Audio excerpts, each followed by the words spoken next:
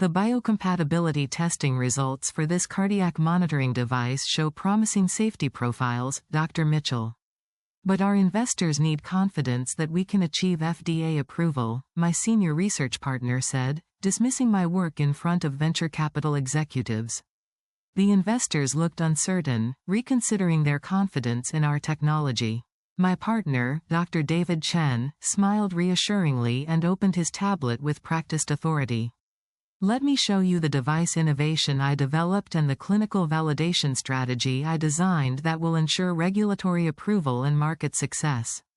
I sat in the Boston conference room, watching David present medical device research that was unmistakably mine. The innovative sensor technology was mine, developed through years of careful engineering and biomedical research.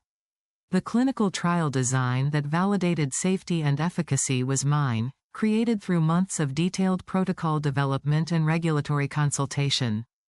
The FDA submission strategy that would secure approval was mine, based on extensive understanding of regulatory requirements and clinical evidence standards. Even the underlying biomedical engineering principles came from research I'd personally conducted during my doctoral work. This was the 24th time in 3 years that David had stolen credit for my medical device innovations and positioned himself as the lead researcher despite contributing almost nothing to actual device development or clinical validation. I'd documented every instance meticulously, building comprehensive evidence.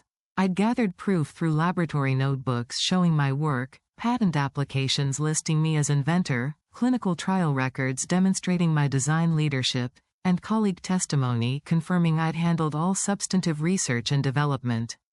Because what neither David nor these venture capital investors knew was that I'd already secured written commitments from our 5 major institutional investors to transfer their support to my independent medical device company. I'd obtained signed statements from junior researchers confirming David's systematic credit theft. I'd been approached by 3 major medical device companies about partnership opportunities. I'd also consulted extensively with patent attorneys who confirmed David had violated intellectual property law and partnership agreements through his fraudulent misrepresentation. In exactly 72 hours, I would file patent priority claims for stolen device innovations and dissolve our research partnership, revealing publicly that David had been claiming credit for my breakthrough medical technology while I actually developed the devices that could save patients' lives. His reputation would collapse when the medical research community learned he'd built his career on stolen work. My company would launch successfully with the investors and partners who valued my actual scientific expertise. Before we witness how a talented medical device researcher whose innovations were stolen used patent law and investor loyalty to destroy her fraudulent partner while building her own successful medical technology company, I want to thank you for being part of this community. A community that believes scientific fraud deserves serious consequences. A community that understands stolen research credit should be exposed and punished. If you've had your medical research stolen by partners, if you've watched colleagues claim credit for devices you invented, if you've been the invisible scientist behind someone else's success while they collected patents and venture funding, this story will resonate deeply. Hit that subscribe button to join thousands who appreciate stories where documentation and determination overcome exploitation.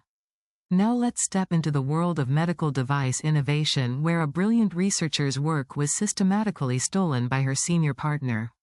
Where startup hierarchies enabled ongoing fraud.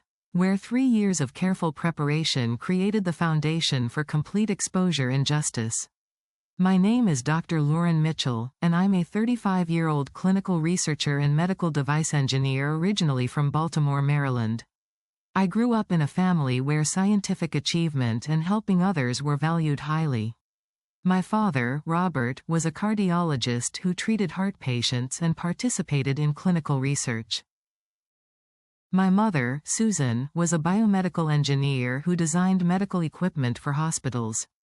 I was surrounded from childhood by discussions about medical technology, patient care, and the profound impact that innovative devices could have on treating disease and saving lives. Growing up in our Baltimore home near Johns Hopkins Hospital, I spent countless hours watching my parents discuss how medical technology could improve patient outcomes. My father would describe patients whose lives were saved by pacemakers, defibrillators, and other cardiac devices. My mother would explain the engineering principles behind these technologies, how careful design and rigorous testing ensured devices functioned reliably in life-critical situations. I learned about biomedical engineering when I was 15, helping my mother evaluate medical equipment for hospital purchase decisions. She taught me about device safety, reliability requirements, and regulatory standards.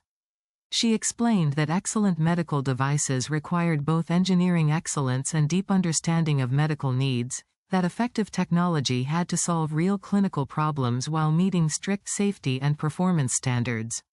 My father contributed equally important insights about the relationship between technology and medicine. He emphasized that medical devices existed to serve patients, that innovations should focus on improving health outcomes rather than technical elegance for its own sake. He taught me to think about diseases and treatments from the patient's perspective, to understand how technology could reduce suffering and extend lives. One particular memory stands out from when I was 17. My father's patient, a middle-aged woman with severe heart rhythm problems, received an implantable cardiac monitor that detected dangerous arrhythmias and alerted her physician. The device caught a life-threatening episode that would otherwise have gone undetected, allowing immediate treatment that saved her life. Witnessing how innovative medical technology directly prevented death crystallized my calling. That experience made me understand viscerally how medical device innovation could transform medicine and save lives. I wanted to create technologies that gave physicians better tools for diagnosing and treating disease. I wanted to understand both the engineering principles and the medical applications, to bridge the gap between technology development and clinical needs. I earned admission to Johns Hopkins University for undergraduate studies in biomedical engineering, one of the premier programs in the country. Hopkins' curriculum combined rigorous engineering education with medical school exposure, teaching both technical skills and clinical context. During my 4 years there, I studied biomechanics, medical imaging, biosensors, biomaterials, and physiological systems. The Hopkins program was intensely challenging but intellectually thrilling. I took courses in circuit design and signal processing that taught me how to extract useful information from noisy biological signals. I studied materials science, learning about biocompatibility and how different materials interacted with living tissue. I learned about human physiology, understanding how the cardiovascular, nervous, and other systems functioned normally and in disease states. But what made Hopkins unique was the integration with medical school and hospital exposure. I attended clinical grand rounds where physicians discussed difficult patient cases. I observed cardiac catheterization procedures and device implantations, seeing firsthand how medical technology was used to diagnose and treat heart disease. I shadowed cardiologists during patient consultations, understanding what information physicians needed from diagnostic devices. Those clinical experiences profoundly shaped my engineering perspective. I learned to think about medical devices not as abstract technical challenges but as tools that would be used by specific physicians to help specific patients. I understood that excellent device design required understanding clinical workflows, physician decision-making processes, and patient experiences. Technical elegance meant nothing if devices didn't solve real medical problems. Beyond technical education, Hopkins emphasized the ethical responsibilities of medical device engineers with unusual intensity. I took a required course in medical ethics that explored cases where device failures had harmed patients, where inadequate testing had allowed unsafe technology to reach the market, where commercial pressures had compromised safety decisions. Those case studies were sobering reminders of our responsibility. I learned about the critical importance of patient safety and the rigorous testing required before devices could be used clinically. Medical devices weren't consumer electronics where bugs could be fixed with software updates. They were life-critical technologies where failures could kill patients. That reality demanded exceptional care, thoroughness, and honesty throughout development. I also learned about the regulatory frameworks that protected patients from unsafe or ineffective technology. FDA approval processes required comprehensive evidence that devices were safe and effective. Companies had to conduct extensive laboratory testing, animal studies, and human clinical trials proving that benefits outweighed risks. The regulatory requirements weren't bureaucratic obstacles but essential safeguards. Those lessons shaped my understanding of medical device development as both technical challenge and ethical obligation. I wasn't just an engineer solving interesting problems. I was someone whose work could save lives or, if done carelessly or dishonestly, could harm patients. That responsibility was both inspiring and humbling, creating a sense of purpose that went beyond technical achievement. During my junior year, I participated in Hopkins Medical Device Design Competition where students developed solutions to real clinical problems identified by physicians. My team worked on improving cardiac monitoring for patients with intermittent arrhythmias who needed long-term ambulatory monitoring. I designed a wearable sensor system that could record heart activity continuously for weeks while remaining comfortable and unobtrusive. The project required understanding both technical constraints and patient preferences. The device needed sensitive sensors and sophisticated signal processing to detect subtle arrhythmias. But it also needed to be comfortable enough that patients would actually wear it consistently, small enough to be unobtrusive under clothing, and simple enough for patients to use without extensive training. We worked closely with cardiology patients getting feedback on prototypes, learning what features mattered to them and what problems made devices unusable in real life. One patient told us that existing monitors were so uncomfortable and conspicuous that he often didn't wear them, missing the very arrhythmia episodes the device was meant to detect. That feedback taught me that technical performance alone didn't determine device success. Our design won the competition and was later developed into a commercial product by a medical device company. Seeing a device I'd helped create actually reach patients and improve care was incredibly fulfilling. It validated that biomedical engineering could create tangible improvements in people's lives, not just generate academic publications. My senior thesis project focused on developing a novel cardiac monitoring sensor using advanced materials and signal processing. I designed a device that could detect subtle heart rhythm abnormalities earlier than existing technology, potentially preventing strokes and sudden cardiac death. The project required understanding both electrical engineering and cardiac physiology, bridging technical and medical knowledge in innovative ways. The technical challenge was detecting small electrical signals from heart activity while filtering out noise from muscle movement, respiration, and external electromagnetic interference.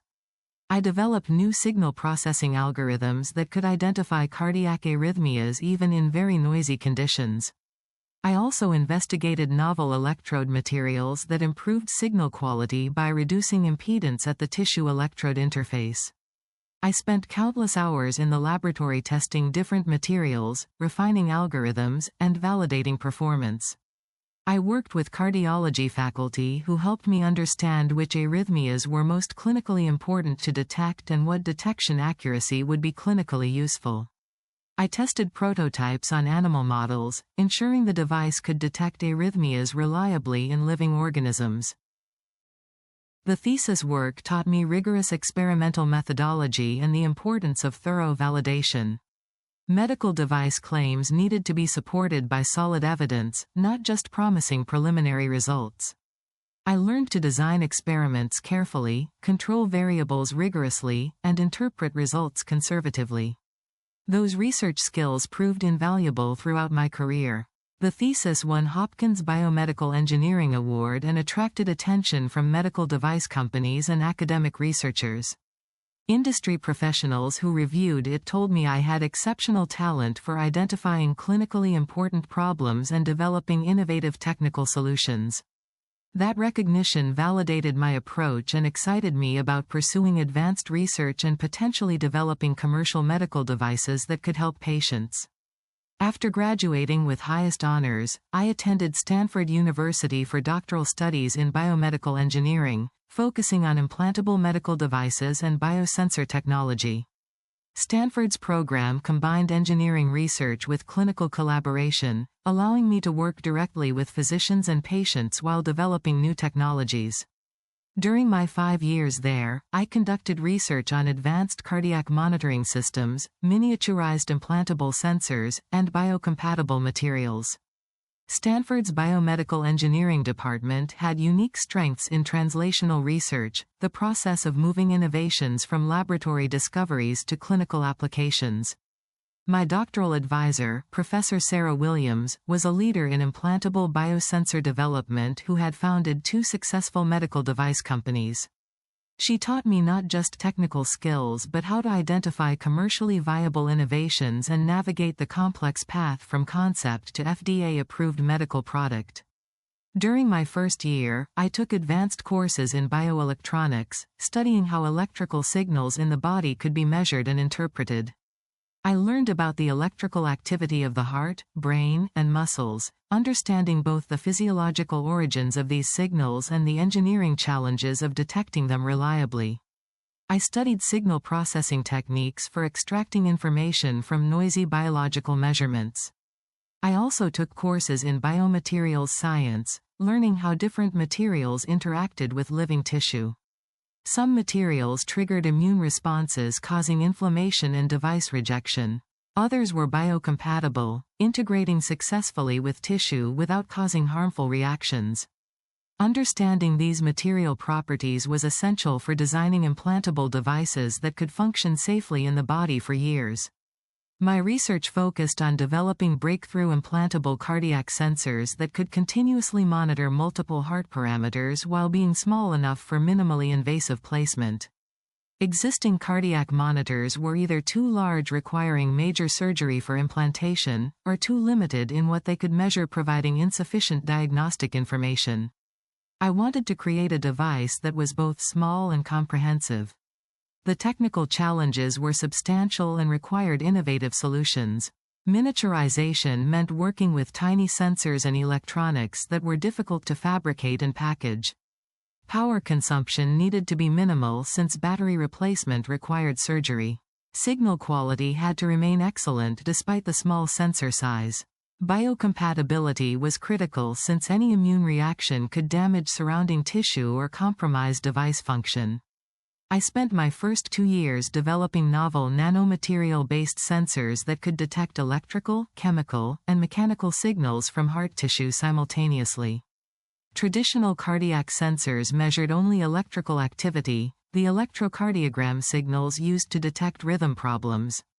But comprehensive cardiac assessment required additional information about tissue chemistry, oxygen levels, and mechanical function.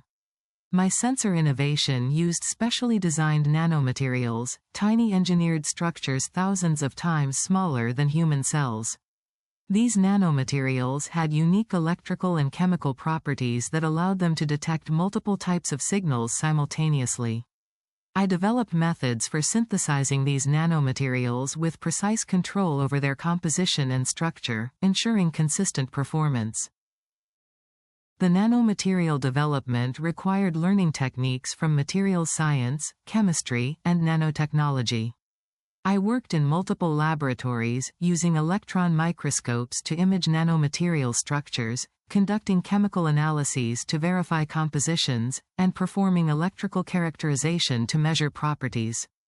The work was painstakingly detailed, with weeks or months required to optimize each step of the synthesis process. Once I'd developed stable nanomaterial sensors, I faced the challenge of packaging them into implantable devices. The sensors needed protective coatings that prevented immune rejection while allowing signals to pass through. They needed electrical connections to recording electronics that wouldn't break despite constant heart motion. They needed mechanical support that prevented damage during implantation and long-term operation.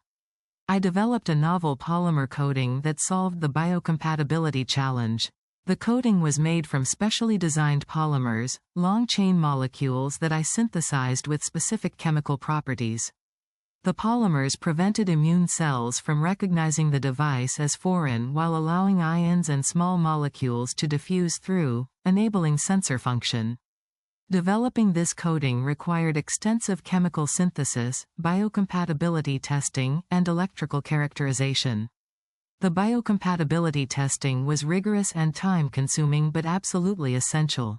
I cultured human immune cells in laboratory dishes and exposed them to my coated sensors, measuring whether the cells showed activation or stress responses. I conducted animal studies where devices were implanted and tissue reactions monitored over months. Only after extensive testing proving the coating didn't trigger harmful immune responses could I proceed with device development. I also needed to develop signal processing algorithms that could extract clinically useful information from the sensor measurements.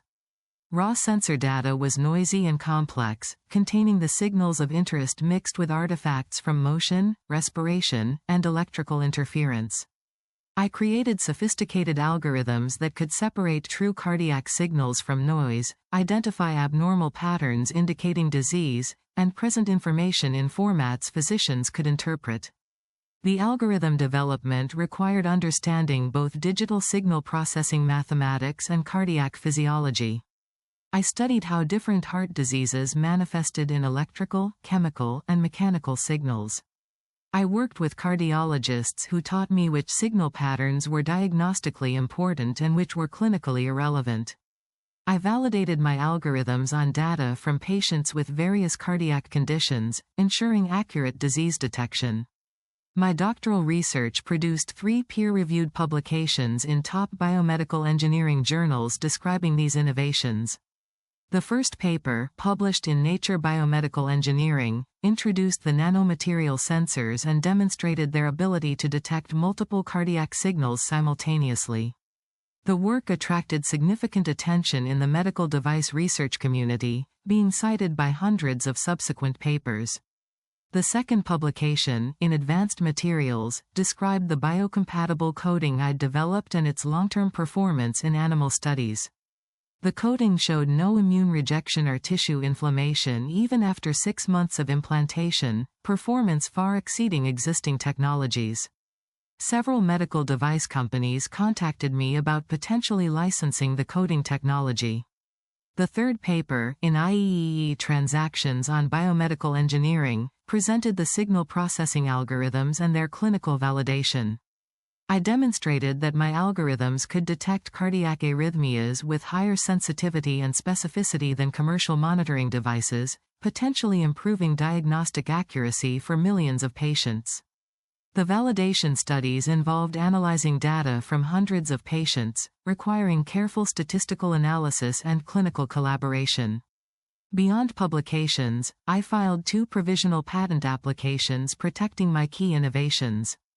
The first patent covered the nanomaterial sensor design, the specific materials compositions and fabrication methods I'd developed. The second patent protected the biocompatible coating, describing the polymer chemistry and coating application processes. These patents would prove crucial later when protecting my intellectual property from theft. My dissertation committee, which included both engineers and cardiologists, called the work groundbreaking and said it had strong potential for clinical translation and commercial development. One committee member, a prominent interventional cardiologist, said my device could revolutionize cardiac monitoring by enabling continuous comprehensive assessment impossible with current technology. Several medical device companies expressed interest in licensing the technology or collaborating on further development. During my final doctoral year, I worked with Stanford's Office of Technology Licensing to evaluate commercialization strategies. We discussed whether to license the technology to established medical device companies or pursue startup formation. I met with venture capitalists to understand funding prospects and with experienced medical device entrepreneurs who shared insights about building companies. The process taught me that successful medical device commercialization required much more than brilliant technology. It needed understanding market needs, competitive landscapes, regulatory pathways, reimbursement strategies, and business model viability. I learned about the years-long process of FDA approval, the millions of dollars required for clinical trials, and the challenges of manufacturing at scale with consistent quality. During my doctoral work, I also gained invaluable experience with FDA regulatory processes through Stanford's Medical Device Development Program. The program brought together engineering students, medical students, business students, and regulatory experts to learn about the complete product development lifecycle from concept to commercialization. I studied FDA regulations governing medical device approval, learning about the different regulatory pathways for devices with different risk levels. I examined successful and failed FDA submissions, understanding what evidence the agency required to approve new technologies. I learned about the importance of early regulatory consultation, designing clinical trials that would generate evidence FDA found convincing, and documenting everything meticulously to support regulatory submissions. One particularly valuable experience was a simulated FDA panel meeting where we presented a hypothetical device for regulatory approval. I played the role of Chief Scientific Officer presenting clinical trial data to FDA reviewers who questioned our evidence rigorously. The simulation taught me how to anticipate regulatory concerns, present data convincingly, and respond to challenging questions under pressure. Those skills proved essential throughout my career when interacting with FDA on real submissions. After completing my PhD, I joined a large medical device company as a senior research scientist, working on next-generation cardiac monitoring systems. The company developed implantable and wearable devices for detecting heart problems, serving millions of patients worldwide. I spent 3 years there, leading research projects, managing clinical trials, and navigating FDA submissions. The work was technically challenging and clinically meaningful. I developed new sensor technologies, designed clinical studies proving device safety and efficacy, and worked with regulatory teams on FDA approval strategies. I became known for bridging engineering innovation with clinical validation, creating technologies that worked not just in laboratory settings but in real medical practice. I also gained expertise in medical device commercialization, learning about manufacturing scale-up, quality systems, and post-market surveillance. I understood that successful medical devices required not just innovative technology but reliable manufacturing, rigorous quality control, and ongoing safety monitoring. Those practical insights complemented my research expertise. But despite my success at the large company, I felt constrained by its bureaucratic structure and slow innovation cycles. I wanted to develop more radical innovations that large companies considered too risky. I was passionate about creating breakthrough technologies that could transform cardiac care, not just incremental improvements to existing devices. At 32, I decided to join a medical device startup where I could pursue ambitious innovations. I met Drive. David Chen at a medical device innovation conference in San Francisco. He was 43, charismatic, running an early-stage startup developing advanced cardiac monitoring technologies. We connected during a panel discussion about implantable biosensor innovations. David asked sophisticated questions that suggested deep technical expertise and understanding of clinical needs. After the panel, David approached me personally. He said he'd been impressed by my presentation about next-generation cardiac sensors, that he'd researched my publications and patent portfolio and was familiar with my breakthrough doctoral work. He explained that his startup needed a talented researcher to lead device development while he managed business operations and investor relations, offering co-founder equity and technical leadership role. We met several times over the following weeks to discuss the opportunity. David presented himself as an experienced medical device researcher with strong business development skills and venture capital connections. He showed me the startup's technology roadmap, initial investor commitments, and plans for building a world-class research team. Everything appeared legitimate and exciting. David emphasized that he needed someone with my technical expertise and clinical validation experience to lead actual device development while he raised funding and managed company operations. He acknowledged that implantable cardiac sensors were outside his core expertise, that his background was more in external monitoring systems. He said I'd have full technical autonomy over device design and clinical development while he handled business and funding. The co-founder structure he proposed seemed fair and exciting. I'd join as Chief Technology Officer with substantial equity stake. My compensation would include competitive salary plus significant equity that would become valuable if the company succeeded. I'd have authority over hiring the research team and establishing the technical development process. David assured me I'd receive full credit for my device innovations and research leadership. We agreed on terms, and I joined as CTO and co-founder. David presented himself as someone who valued scientific talent and understood that successful medical device companies needed both technical excellence and business execution. The arrangement seemed ideal for pursuing my passion for breakthrough cardiac monitoring technology while building something with significant impact potential. The early months were productive and scientifically exciting. I established the company's research laboratory, hired talented engineers and scientists, and began developing our first device prototype. David's background was primarily in business development and external monitoring devices. He had limited experience with implantable sensors and advanced biosensor technology. He was honest about this initially, saying he needed me to lead the technical innovation while he built the business foundation.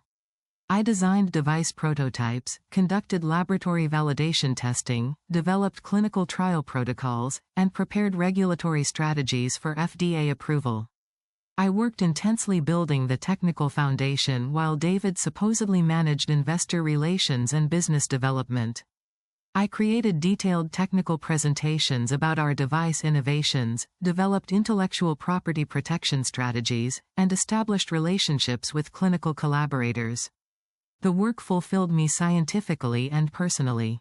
I loved the challenge of solving complex biomedical engineering problems that could improve patient care. I enjoyed working with the talented team I'd assembled, mentoring young researchers while pushing the boundaries of what was technically possible. The startup environment allowed pursuing ambitious innovations impossible at large companies. Our device technology showed exceptional promise. The implantable cardiac sensor I'd designed could detect heart problems earlier and more accurately than existing devices. Laboratory testing demonstrated excellent biocompatibility, reliable performance, and clinically useful sensitivity. The innovation represented a genuine breakthrough in cardiac monitoring technology. Investors were enthusiastic about the technology and market potential. I presented our device innovations and clinical validation data to venture capital firms, explaining the technical breakthroughs and patient care improvements our technology would enable. Investors appreciated my deep technical knowledge and clear articulation of how our innovations solved important clinical problems. The company secured significant Series A funding based largely on the device technology I'd developed and the clinical validation strategy I'd designed. David acknowledged this privately initially, thanking me for the technical leadership that made the funding possible. He seemed genuinely appreciative and supportive of my scientific work. But I soon noticed concerning patterns developing that made me question David's integrity and honesty. David would attend investor presentations with me, sitting quietly while I explained our device technology and clinical development plans. Then afterward, he'd position himself as the technical innovator despite contributing nothing substantive to device development or research strategy. During follow-up investor meetings, David would claim credit for device innovations I'd created, presenting my technical work as his. He'd describe the sensor technology we developed, or our approach to biocompatibility challenges, using collective pronouns that obscured the fact that I'd done all actual device development and research. The credit theft escalated systematically over the following months. David started telling investors he'd developed device technologies I'd created independently. He'd claim to have designed sensors I'd invented alone. He'd present himself as the technical genius despite lacking deep involvement in actual research and development. His misrepresentations became increasingly brazen and specific. The first undeniable instance involved our core cardiac sensor innovation. I'd spent over a year developing a novel biosensor that used advanced nanomaterials to detect subtle changes in cardiac electrical activity. The technology was highly innovative, requiring deep understanding of materials science, electrical engineering, cardiac physiology, and biocompatibility. I'd designed the sensor architecture from scratch, starting with theoretical calculations about what nanomaterial properties would be needed to achieve the desired sensitivity and selectivity. I'd then synthesized dozens of different nanomaterial formulations, testing each one systematically for electrical properties, biocompatibility, and sensor performance. Most formulations failed to meet requirements, requiring iterative redesign and optimization. The successful nanomaterial formulation used a specific combination of materials in precisely controlled ratios, with fabrication procedures I developed through months of trial and error. The synthesis required specialized equipment, careful temperature and pressure control, and meticulous timing. Even small deviations from my optimized procedures produced materials with inferior properties. Once I'd developed stable nanomaterials with excellent performance, I designed the sensor architecture that would use them for cardiac signal detection. This required understanding electrical circuit design, electromagnetic interference mitigation, and biological signal characteristics. I created detailed computer simulations predicting sensor behavior, then fabricated prototypes and tested them rigorously. The testing program was comprehensive and demanding. I measured electrical properties under various conditions simulating the harsh environment inside the body. I conducted biocompatibility studies exposing the sensors to human cells and tissue samples, ensuring no toxic reactions occurred. I validated sensor performance using animal models, confirming the sensors could detect cardiac signals accurately when implanted. The development work filled hundreds of pages in my laboratory notebooks, with dated entries documenting every experiment, every design iteration, every test result. These notebooks provided contemporaneous evidence of my inventive process, the kind of documentation patent law required to establish inventorship. I was meticulous about record-keeping, knowing that intellectual property protection depended on clear documentation. The innovation was sufficiently novel and non-obvious that I'd filed a provisional patent application listing myself as the sole inventor. I worked with Stanford's patent office to draft comprehensive claims covering the nanomaterial compositions, sensor architectures, and fabrication methods I'd developed. The patent described the technical innovations I'd achieved, the unique properties of my sensors, and the specific biomedical applications they enabled. Patent law was clear: inventors must be listed accurately on applications. Adding someone as inventor who hadn't contributed to the inventive concepts was fraudulent and illegal, potentially invalidating the patent. I was the sole inventor of this cardiac sensor technology, documented through laboratory notebooks, research publications, and university records. This was my intellectual property, legally protected. When we presented the technology to a major venture capital firm for Series B funding, I expected to describe my innovation and explain its technical merits and commercial potential. Instead, David hijacked the presentation completely, positioning himself as the technical genius behind our breakthrough.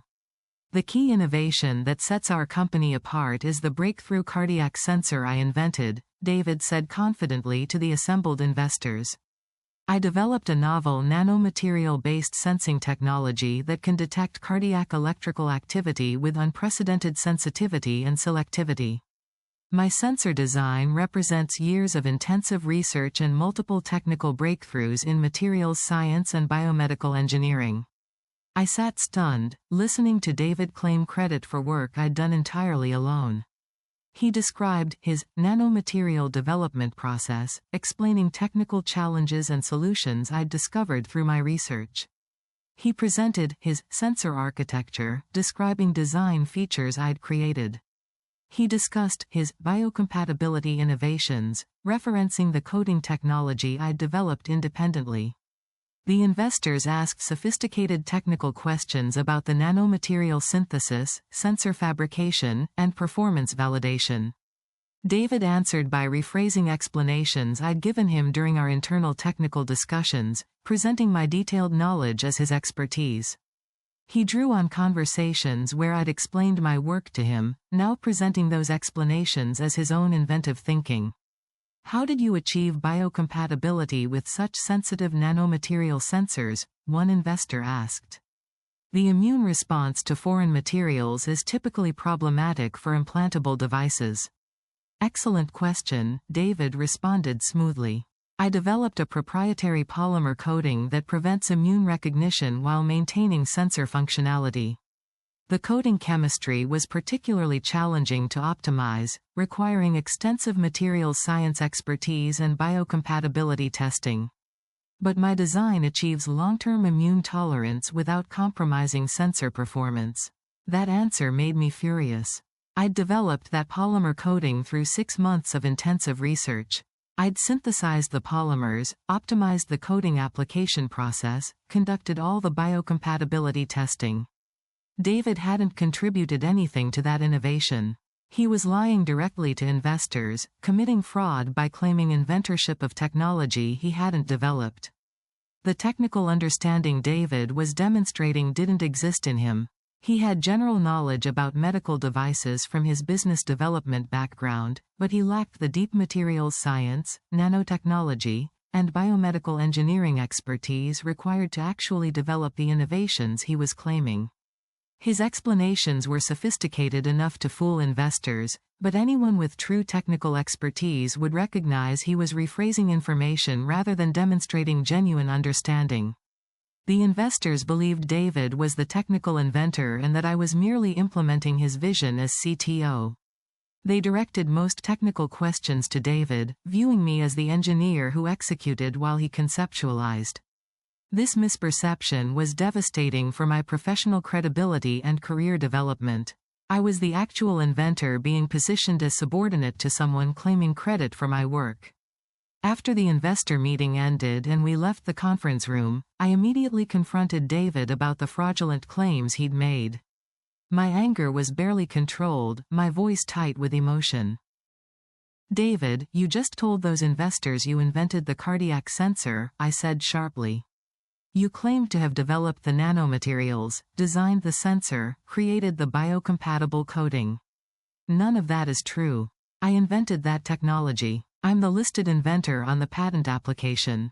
What you did in there was fraud." David looked surprised by the intensity of my reaction, as if he genuinely hadn't expected me to object so strongly to his theft of my inventorship. He recovered quickly, putting on his smoothest business persona and offering rationalizations that sounded plausible superficially but were legally and ethically wrong. "Lauren, I understand you're feeling territorial about the technology," he said in a condescending tone that made my blood boil. "But you need to understand how venture capital fundraising works. Investors want to hear from the CEO about company innovations. They expect the business leader to articulate the technical vision. What I said in there builds investor confidence in our leadership team." "You didn't articulate a vision," I responded angrily. "You claimed to have personally invented technology you didn't develop. You violated patent law by falsely claiming inventorship. You lied to investors about who created our core innovation. That's not business strategy, that's fraud." David's expression hardened slightly, his smooth facade cracking to reveal annoyance at my resistance. "You're thinking like a research scientist instead of an entrepreneur," he said dismissively. "In the startup world, distinctions between who developed specific technologies aren't as important as presenting a unified leadership vision. Investors want confidence that the CEO understands and can explain the technology. What I did builds that confidence. What you did violates federal patent law," I shot back firmly. "False inventorship claims can invalidate patents. The patent application lists me as sole inventor based on my laboratory notebooks and research documentation. You adding yourself as inventor or claiming publicly that you invented the technology is illegal and jeopardizes our intellectual property protection." David waved his hand dismissively, as if patent law was an inconvenient technicality rather than serious legal framework. "The lawyers can sort out the patent details," he said casually. "What matters is that we're raising capital successfully. The investors were impressed by the technology presentation. That's good for the company and good for both of us as co-founders. You're overthinking the attribution details." The conversation was profoundly frustrating and deeply troubling. David genuinely didn't seem to understand, or perhaps didn't care, that claiming inventorship of technology you didn't create violated both law and ethics. He saw credit as something flexible and negotiable, a business tool rather than a legal and moral obligation. His attitude revealed a fundamental lack of integrity that made me question our entire partnership. I walked away from that confrontation knowing that David would continue stealing credit for my innovations. His smooth rationalizations and business justifications wouldn't prevent future fraud, they'd just make him more confident in his dishonesty. I needed to start documenting everything systematically and building evidence for eventual action. Over the following months, the pattern intensified dramatically. David claimed credit for additional device innovations I'd developed, falsely presenting my technical work as his to investors, partners, and the media. He started describing himself in press releases and media interviews as the technical innovator behind our breakthrough cardiac monitoring technology. The second major incident involved our clinical trial design. We needed to conduct human trials proving our device was safe and effective before FDA would approve it for commercial use. I'd designed a comprehensive clinical trial protocol that would generate the evidence FDA required while protecting patient safety. The trial design was scientifically sophisticated, requiring deep understanding of cardiac medicine, biostatistics, FDA regulatory requirements, and clinical research ethics. I'd worked with cardiologists to define appropriate patient populations, develop detailed safety monitoring protocols, specified statistical endpoints that would demonstrate clinical benefit, and created comprehensive informed consent procedures. I'd spent months developing this trial protocol, consulting with regulatory experts, collaborating with clinical investigators, and refining the design to ensure it would produce compelling evidence for FDA review. The protocol represented significant scientific and regulatory expertise. When we submitted the trial protocol to FDA for approval, David presented himself at the regulatory meeting as having designed the clinical development strategy. He described the trial design I created, and my approach to clinical validation, presenting my work as his scientific contribution. The FDA reviewers believed David had designed the clinical trial. I attended the FDA meeting and heard David claim credit for clinical trial work I'd designed completely. The regulatory understanding he was demonstrating was actually mine, developed through years of training and experience. He hadn't designed the trial, hadn't consulted with investigators, hadn't developed the statistical approach.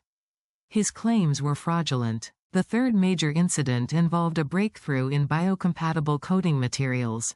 Our device needed special coating that would prevent immune rejection when implanted in the heart.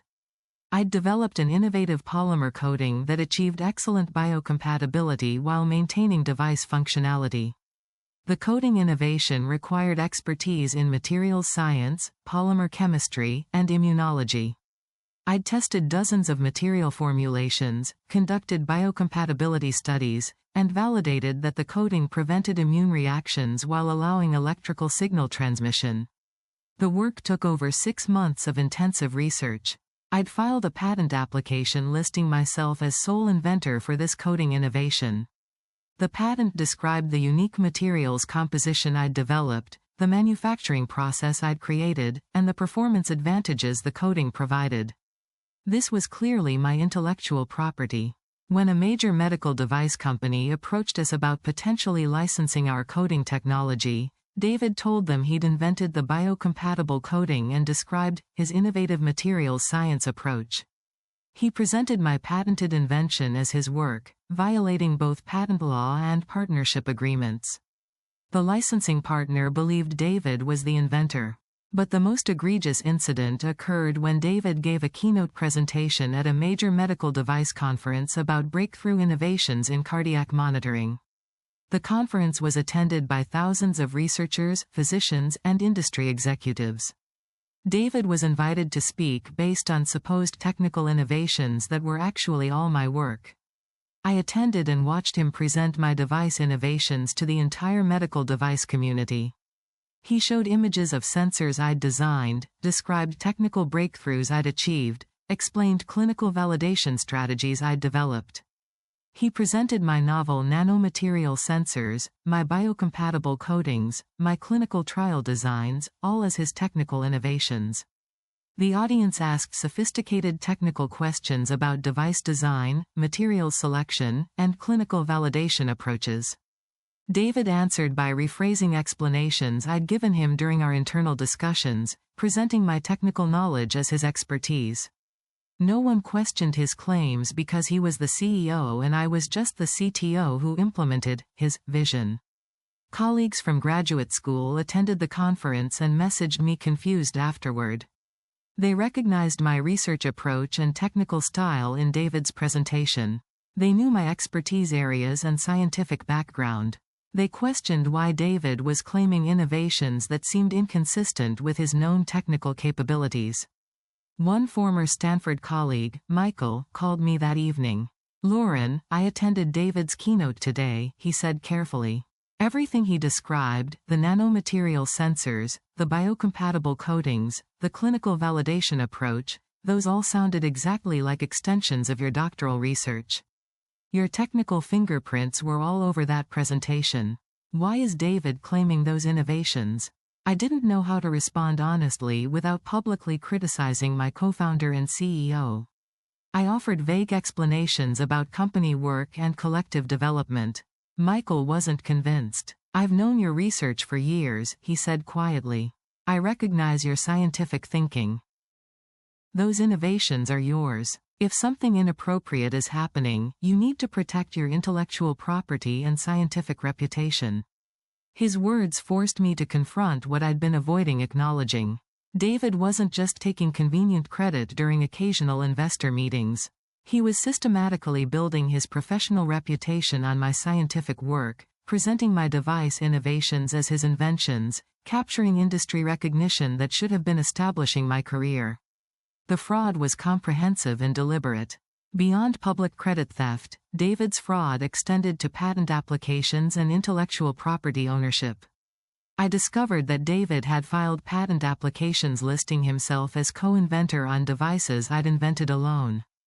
Patent law requires inventors to be listed accurately, with false inventorship potentially invalidating patents. When I reviewed patent filings, I found multiple applications where David had added himself as co-inventor despite contributing nothing to the inventive concepts. On the nanomaterial sensor I'd invented, David listed himself as co-inventor.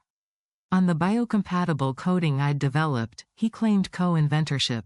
On signal processing algorithms I'd created, he positioned himself as joint inventor. These false inventorship claims violated patent law and potentially jeopardized our intellectual property protection. If competitors challenged our patents and proved the listed inventors were incorrect, the patents could be invalidated. David's fraud was risking the company's most valuable assets for his personal credit. I also discovered financial improprieties related to credit theft. David had structured our equity and compensation in ways that undervalued my technical contributions. Despite being CTO and having developed all core technologies, my equity stake was substantially lower than standard for a technical co-founder who'd created the company's fundamental intellectual property. When I questioned the equity allocation, David claimed it reflected his role as CEO and business leader. But industry standards for startup equity splits typically gave technical co-founders who developed core innovations substantial equity, recognizing that company value derived from the technology. David had structured things to minimize my ownership while maximizing his. During those 3 years, I systematically documented everything while building my exit strategy. I recognized that confronting David directly would accomplish nothing productive beyond the initial challenges I'd already made. He'd dismissed my concerns, rationalized his fraud, and would clearly continue stealing credit for my innovations. The only effective response was building irrefutable evidence and planning strategic departure that would expose his dishonesty while protecting my innovations and career.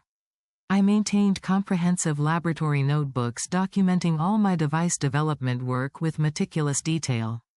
Every experiment, every design iteration, every innovation was recorded with dates, procedures, and results. These notebooks proved my inventorship and provided contemporaneous evidence of my technical contributions. I photographed key notebook pages regularly, storing digital copies in secure cloud storage as additional protection.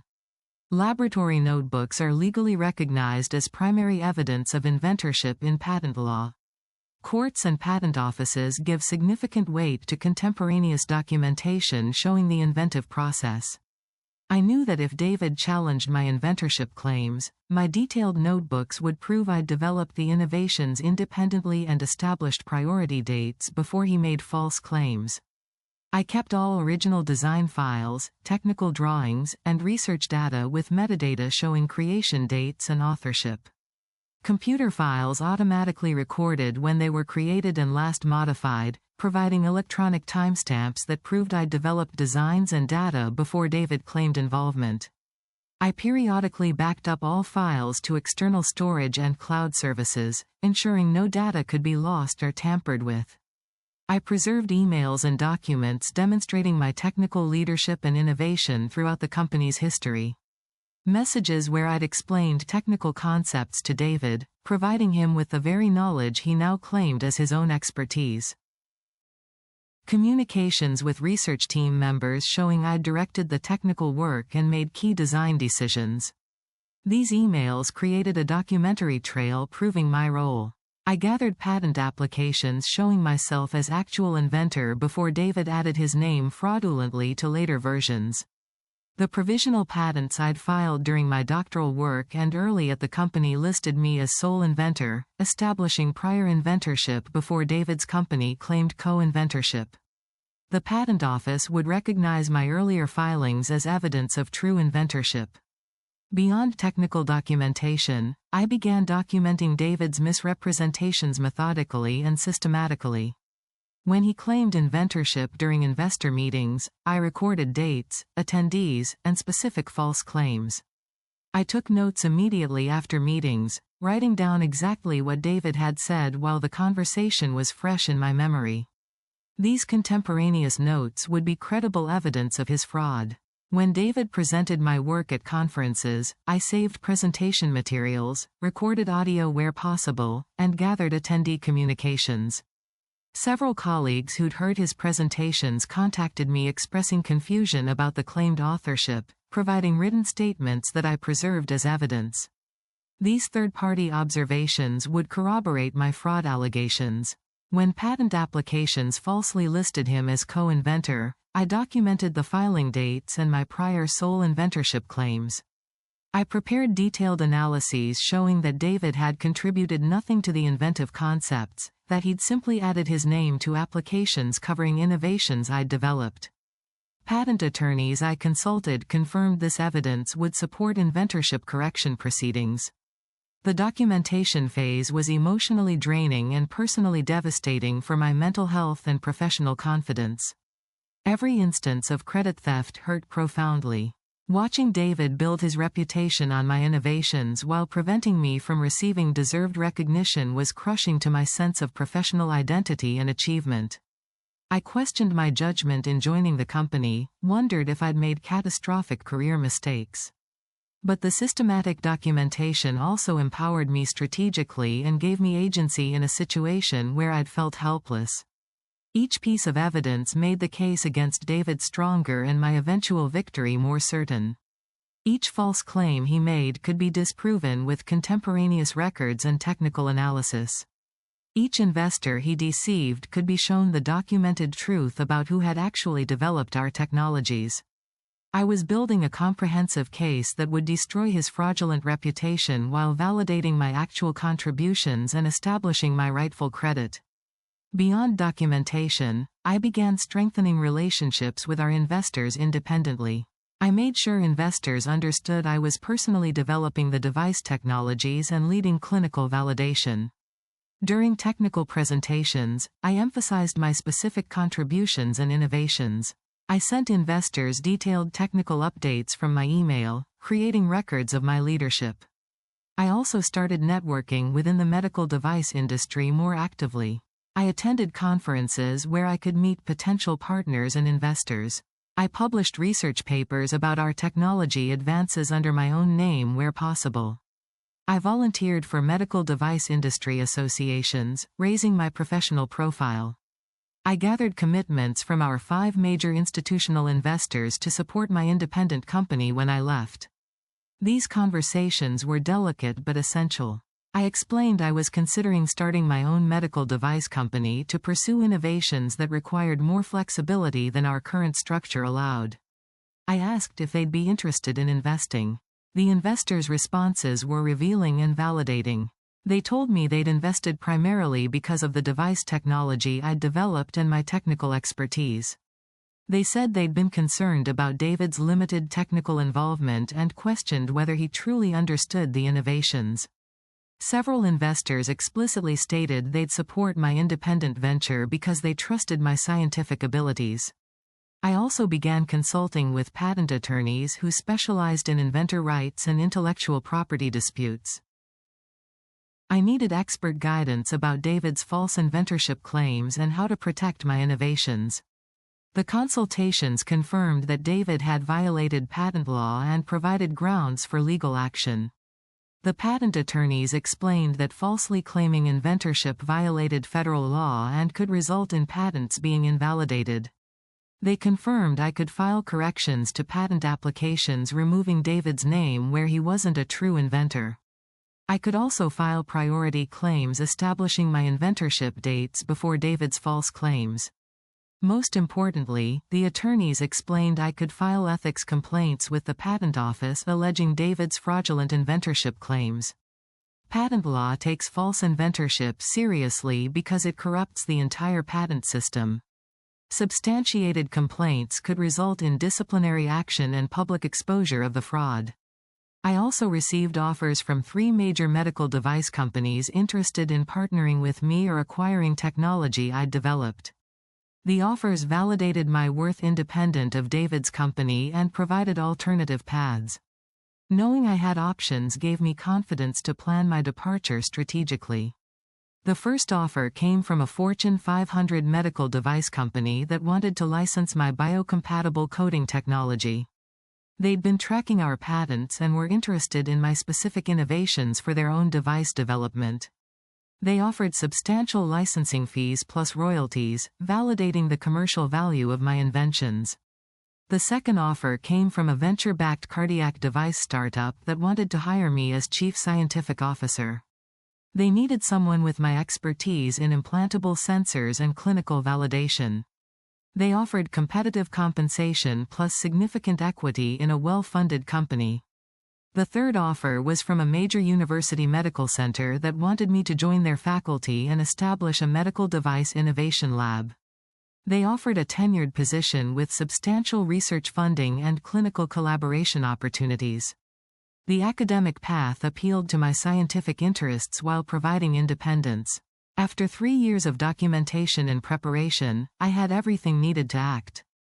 I had comprehensive laboratory notebooks proving I'd developed all device innovations David claimed. I had investor commitments to support my independent company. I had colleague testimony from research team members confirming David's systematic fraud. I had patent attorney opinions documenting false inventorship. I had drafted patent corrections ready to file. The foundation was solid. I also had business plans and financial projections for launching an independent medical device company. I'd calculated startup costs, projected revenue from licensing and partnerships, and secured preliminary investor commitments. The analysis showed independent operation was not only viable but potentially more successful than staying in a partnership where my contributions were systematically stolen. I scheduled a meeting with David, arriving with my patent attorney who specialized in inventor rights and intellectual property law. Her presence signaled the seriousness of my intentions and provided legal protection during the confrontation. David looked shocked when I arrived with legal counsel. "Lauren, what's this about?" he asked nervously. "Why do you need a lawyer for a co-founder meeting?" "David, this is Patricia Williams. She specializes in patent law and inventor rights," I said calmly. I've asked her to join us because we need to discuss systematic intellectual property theft and false inventorship claims that have occurred over the past 3 years. David's expression shifted from shock to defensive anxiety. Intellectual property theft? Lauren, if this is about credit again, we're co-founders. We share credit for company innovations. Patricia interrupted firmly. Mr. Chen, I've reviewed extensive documentation showing false inventorship claims on multiple patents, systematic misappropriation of technical credit, and violations of federal patent law. This goes far beyond co-founder dynamics. We're here to discuss resolution before legal action becomes necessary. I presented evidence systematically. First, laboratory notebooks proving I'd developed the nanomaterial sensor alone, with dated entries documenting every stage of invention. Then the patent application where David had fraudulently added himself as co-inventor despite contributing nothing to the inventive concept. These laboratory notebooks prove I invented the cardiac sensor independently, I explained. Patent law requires accurate inventor listing. You added yourself as co-inventor falsely, violating federal law and potentially invalidating the patent. David tried defending himself, but Patricia cut him off. Let Dr. Mitchell present all evidence before you respond. I continued with the biocompatible coding, showing my research data, material development records, and original sole inventor patent application. Then evidence of David's false co-inventorship claim. Then the clinical trial protocol, the signal processing algorithms, every major innovation where David had stolen credit. Finally, I presented recordings and transcripts of investor meetings where David had claimed to have invented devices I'd created. Conference presentations where he'd presented my innovations as his work. Media interviews where he'd falsely positioned himself as the technical genius. The fraud was comprehensive. You've systematically stolen credit for innovations I developed, I said directly. You've violated patent law through false inventorship claims. You've deceived investors about who developed our core technology. This is federal crime and civil fraud. Patricia then presented the legal framework. False inventorship violated 35 U.S.C. Section 256 and could invalidate patents. David's statements to investors potentially violated securities fraud laws. The evidence supported both civil lawsuits and patent office ethics complaints. False inventorship can result in patent invalidation, civil damages, and criminal prosecution, Patricia explained seriously. Additionally, deceiving investors about technical contributions potentially violates securities laws. The evidence Dr. Mitchell has assembled would support comprehensive legal action. David's resistance collapsed as he understood the severity. He asked desperately what I wanted. I outlined my terms. I would leave and take my device innovations with me. David would file patent corrections removing his name where he wasn't a true inventor. He would issue public statements acknowledging my technical contributions. He would sign agreements never to claim credit for innovations I'd developed. I'm leaving to start my own medical device company, I explained. I'm taking the investors who've committed to supporting my work. You'll file corrections to all patent applications removing false co-inventorship claims. You'll issue public acknowledgement that I developed the core device technologies. You'll sign binding agreements never to claim my innovations. After hours of negotiation, we reached settlement. David would acknowledge my technical contributions publicly, file patent corrections, and allow me to leave with my innovations and committed investors. The written acknowledgments would create legal record protecting my intellectual property and scientific reputation. Within 2 weeks, I'd launched Mitchell Medical Devices, taking 5 major investors and their funding commitments. The company would develop advanced cardiac monitoring technologies based on innovations I'd created. The investor support validated that my technical expertise, not David's false claims, had created the value. The response exceeded my expectations. Investors were enthusiastic about supporting my independent venture, stating they'd always believed I was the true technical innovator. Research team members asked to join my company, saying they'd known David was claiming my work and wanted to work under honest leadership. The medical device industry learned about David's fraud through professional networks and the patent corrections I'd filed. His reputation collapsed when the technical community understood he'd built his career on stolen innovations. Companies that had considered partnerships withdrew. The startup struggled without my technical leadership. 5 years later, Mitchell Medical Devices had successfully developed and received FDA approval for breakthrough cardiac monitoring technologies. My devices were saving lives, detecting heart problems earlier and more accurately than existing technology. I'd built the career I'd envisioned through scientific excellence and absolute integrity. I began advocacy, helping other medical researchers protect their innovations from credit theft. I developed resources about documenting inventions, understanding patent rights, and recognizing intellectual property fraud. These materials helped researchers across the country protect their scientific contributions. 7 years after launching my company, I received recognition from the American Heart Association for both medical device innovation and advocacy for research ethics. The honor validated that transforming exploitation into systemic improvement created lasting impact. That's the ultimate outcome when systematic scientific fraud meets someone talented enough to succeed independently and committed enough to expose the truth. David Chen destroyed his career through dishonesty. I built mine on innovations I actually developed, protected by clear documentation and investor loyalty to the researcher who genuinely created breakthrough technology. The truth came out, protecting not just me but every researcher who refuses to let their innovations be stolen and every patient who deserves medical devices developed with integrity.